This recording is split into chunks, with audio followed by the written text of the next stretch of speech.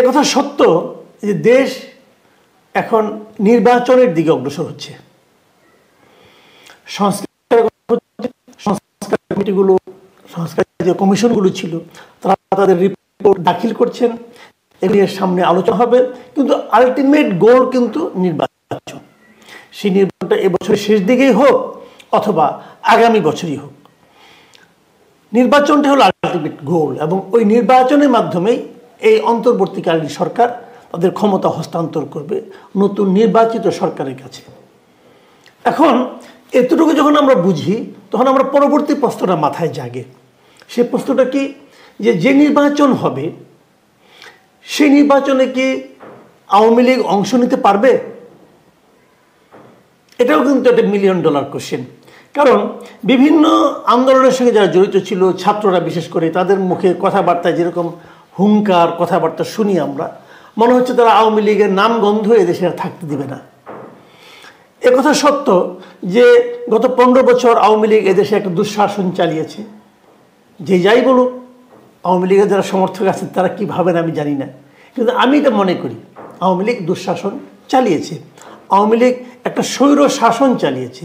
আওয়ামী লীগ মানুষের বাক স্বাধীনতা কেড়ে নিয়েছিল, মানুষের ভোটের অধিকার পর্যন্ত কেড়ে নিয়েছিল, ভোটিং সিস্টেমটাকে আওয়ামী লীগ ধ্বংস করে দিয়েছিল।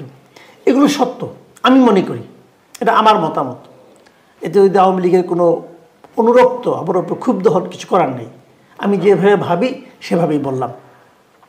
কিন্তু তারপরেও আমি মনে করি এর জন্য মূলত দায়ী আওয়ামী লীগের নেতৃত্ব। যারা আওয়ামী লীগকে লিড করেছেন এই 15 বছর তারা দায়ী। আওয়ামী লীগের যে অগণিত নেতাকর্মী সারা দেশে ছড়িয়ে ছিটিয়ে আছে, অগণিত, তারা নয়। তাদের মধ্যে অনেককে আমি দেখেছি, অনেকের সঙ্গে কথা বলে জেনেছি, তারা আনহ্যাপি ছিলেন এই ধরনের ভোটাধিকার কেড়ে নেওয়া, ভোটিং সিস্টেমকে নষ্ট করে দেওয়া, এটাকে তারা সমর্থন করেননি। তারপরেও আমি এখানেও দেখেছি এই জিনিসটা, যে আমাদের বর্তমানে যে আন্দোলন 2024 যে আন্দোলন, গণ আন্দোলন, যে আন্দোলনের কারণে শেখ হাসিনা এবং তার সরকারের পতন ঘটল, সেই আন্দোলনের সঙ্গে যারা জড়িত অথবা নিজেদেরকে জড়িত বলে দাবি করেন যারা, তাদের মধ্যে একটা প্রবণতা যে আওয়ামী লীগকে নিষিদ্ধ করতে হবে, এবং তারা তড়িঘড়ি করে ছাত্রলীগকে নিষিদ্ধ করতে পেরেছেন। এখন তারা আওয়ামী লীগকে নিষিদ্ধ করার একটা প্রক্রিয়া তারা কিন্তু হাতে নিয়েছেন, এবং যদি আওয়ামী লীগ নিষিদ্ধ হয়ে যায় তাহলে তো আওয়ামী লীগ নির্বাচনে আসতে পারবে না, এটা বাস্তব। কিন্তু দেশের বড় রাজনৈতিক দলগুলোর মধ্যে এখনও আমি দেখিনি যে আওয়ামী লীগকে নিষিদ্ধ করার জন্য কেউ কোনো দাবি তুলেছেন, কি জামাতে ইসলাম, কি বিএনপি অথবা অন্য কেউ। এমনকি সরকারের মুখ থেকেও আমি কখনো শুনিনি যে তারা আওয়ামী লীগকে নিষিদ্ধ করতে চান। সর্বশেষ আজকে দেখলাম যে প্রধান উপদেষ্টার প্রেস সচিব শফিকুল আলম, তিনি আজকে রোববার দিন, আজকে রবিবার, রাজধানীর প্রেস ইনস্টিটিউটের আয়োজনে কৃষি সাংবাদিকদের একটা প্রশিক্ষণ কর্মসূচির উদ্বোধন করতে গিয়েছিলেন। সেখানে তিনি কি বলেছেন আমি আবার আপনাদের পড়ে শোনাই স্পষ্টভাবে, ওনার কথাটা হুবহু। তিনি বলেছেন, দল নিষিদ্ধ করার কোনো ইচ্ছা অন্তর্বর্তীকালীন সরকারের নেই। রাজনৈতিক দলগুলোকেই এই বিষয়ে সমাধান করতে হবে।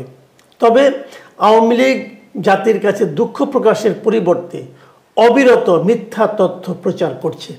আমি এই শফিকুল আলম সাহেবের এই 3টা বাক্য দিয়ে একটা আলোচনা করি। প্রথমত, দল নিষিদ্ধ করার কোনো ইচ্ছা অন্তর্বর্তীকালীন সরকারের নেই। এটা নেই যেটা আমরা টের পেয়েছি, এবং ওনার মুখ থেকে আরও একবার উচ্চারিত হওয়ার কারণে আমি ওনাকে ধন্যবাদ জানাচ্ছি, যে এটা আসলে এই নিষিদ্ধ করার ইচ্ছা থাকলে অথবা নিষিদ্ধ করা হলে দেশে একটা এলোমেলো পরিবেশ তৈরি হতো। দ্বিতীয় যে কথাটা উনি বলেছেন, রাজনৈতিক দলগুলোকেই এই বিষয়ে সমাধান করতে হবে, এই জায়গাটা আমার কাছে কনফিউজিং মনে হয়েছে। আমি ঠিক বুঝতে পারিনি যে আওয়ামী লীগ নিষিদ্ধ করা হবে কি হবে না, এটা রাজনৈতিক দলগুলো কিভাবে ঠিক করবে, এটা আমার কাছে ক্লিয়ার না, একদমই ক্লিয়ার না।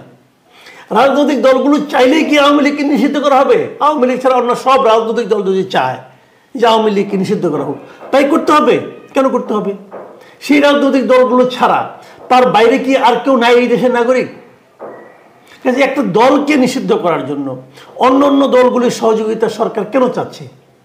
সরকারকে তাদের হেল্প চাচ্ছে যে আমার কোনো ইচ্ছা নাই, যদি তোমরা এসে হেল্প করো তাহলে আমি নিষিদ্ধ করব। ভাই, এই ধরনের কথা বলে তো লাভ নাই। এগুলো তো কোনো কথা হলো না। এবং এগুলি খুবই আপত্তিকর অ্যাটিচিউড আমি মনে করি, এটা হওয়া উচিত না। অন্যান্য দল চাইলেও আমি মনে করি একটা রাজনৈতিক দলকে নিষিদ্ধ করা কোনো গণতান্ত্রিক কাজ নয়।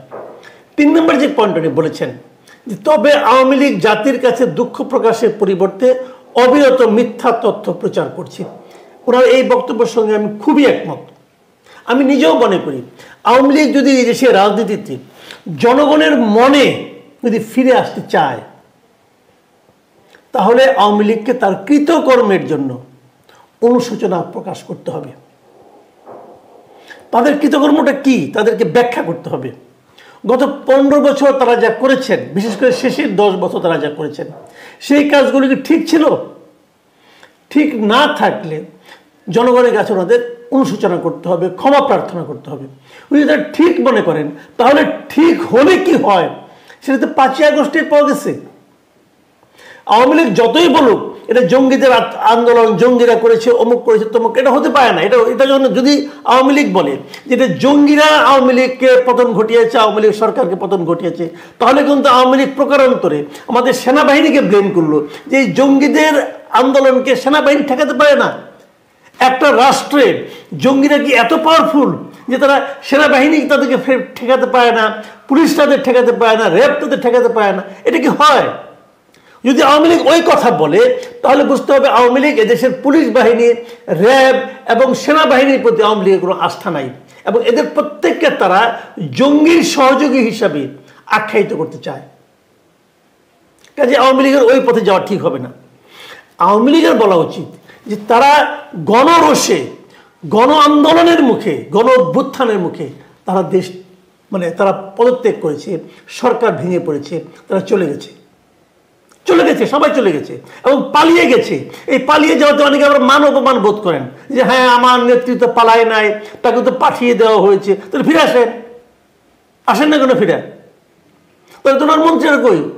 ওনার মন্ত্রীদেরকে পাঠাই গেছে, তারা কেন পালাইলো? তারা থাকে না কেন? দলের নেতারা কোথায়? কোন একজন কেন্দ্রীয় নেতা, জেলা পর্যায়ের নেতাকে পাওয়া যাচ্ছে না কেন? তারা পালায় নাই? সব পালাইছে। কেন পালাইছে? কারণ তাদের মনের মধ্যে অপরাধ বোধ কাজ করেছে।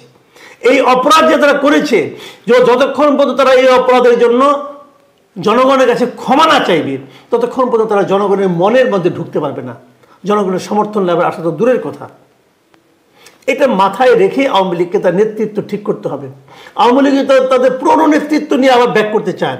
অনেকে বলে আনন্দ পান, এক ধরনের উচ্ছ্বাস প্রকাশ করেন, বা এটা দূরে দূরে থেকে সব করা যায়।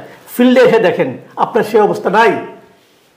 এটা হলো একটা কথা। কিন্তু আমি যে মূল যে কথাটা বলার জন্য এত আলোচনা করলাম, সে আলোচনাটা হলো আমি মনে করি আগামী নির্বাচনে আওয়ামী লীগ অংশ নিতে পারবে। কারণ যদি অংশ নিতে না পারত তাহলে এই প্রধান উপদেষ্টা, প্রেস সেক্রেটারি বলতেন যে তারা আওয়ামী লীগকে নিষিদ্ধ করার প্রক্রিয়ার সঙ্গে আছেন। যদি আওয়ামী লীগকে আপনি নিষিদ্ধ না করেন তাহলে আওয়ামী লীগকে আপনি নির্বাচনে বাধা দেবেন কিভাবে? পারবেন না। তাই নির্বাচনে অংশ নেবেন। প্রশ্ন হবে যে কথাটা ওনারা বলেছেন যে আওয়ামী লীগের যারা যারা মানুষকে খুন করেছে, যারা যারা এই রক্তপাতের সঙ্গে জড়িত ছিল, প্রত্যেকের বিচার করতে হবে। আমি কিন্তু এর পক্ষপাতী, প্রত্যেককে বিচার করতে হবে। এই নৃশংস হত্যাযজ্ঞের সঙ্গে যারা যারা জড়িত ছিল, প্রত্যক্ষ অথবা পরোক্ষভাবে সকলকে বিচারের আওতায় আনতে হবে। এবং বিচারের আওতায় আনার ফলে অনেকেই নির্বাচন করতে পারবেন না, অসুবিধা ডেকে আছে। তার বাইরেও আওয়ামী লীগের লোক আছে। আমি তো মনে করি এদেশে আওয়ামী লীগের কর্মী সমর্থকের সংখ্যা 2 কোটির উপরে আছে। না হয় আপনার 10,000, 20,000, 1 লাখ, 2 লাখ লোক চলে গেল এভাবে, বাদ বাকি সবাই তো থাকবেন। তাদের মাঝখান থেকে নতুন নেতৃত্ব গড়ে উঠবে। আওয়ামী লীগকে লোক হয়তো প্রত্যাখ্যান করবে, হয়তো করবে, কারণ আওয়ামী লীগের এই শাসনের দায়ভার নতুন নেতৃত্বকেও নিতে হবে। হয়তো আওয়ামী লীগকে প্রত্যাখ্যান করবে, কিন্তু করুক। আমি সেটাও চাই, যার যা কর্ম, যার যা কৃতকর্ম তার ফল তারা ভোগ করবে, কিন্তু আপনি নির্বাচনে আসতে দিবেন না। এই মনোভাব যারা পোষণ করেন তারা বেসিক্যালি ফ্যাসিবাদী আচরণ করেন। ওটা হবে না। এবং আমি দেখতে পাচ্ছি আমাদের এই সরকার যেভাবে অগ্রসর হচ্ছে, তারা হয়তো ওই দিকে যাবে না। না গেলে আমি খুশি হব। প্রিয় দর্শক, আমরা চাই এই আগামী নির্বাচনটা সকল দলের অংশগ্রহণে হোক। জনগণ ঠিক করুক কোন দল টিকবে, কোন দল টিকবে না। জনগণ ঠিক করুক কোন দল ক্ষমতায় আসবে আর কোন দল ক্ষমতা থেকে ছিটকে পড়বে। সিদ্ধান্তটা জনগণের হাতে দিয়ে দেন। আপনি নিজে জনগণের দায় দায়িত্ব একা নিজের কাঁধে নিয়ে নিয়েন না। আপনি সিদ্ধান্ত দিয়েন না যে কী করতে হবে কী করতে হবে না, কারণ আপনাকে সেই ক্ষমতা এখতিয়ার দেওয়া হয় নাই।